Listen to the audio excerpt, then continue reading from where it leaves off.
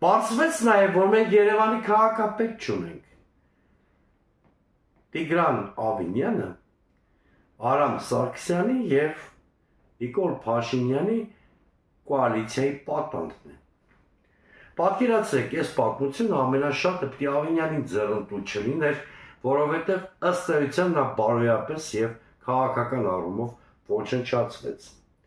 Այս դեպքում հանրապետության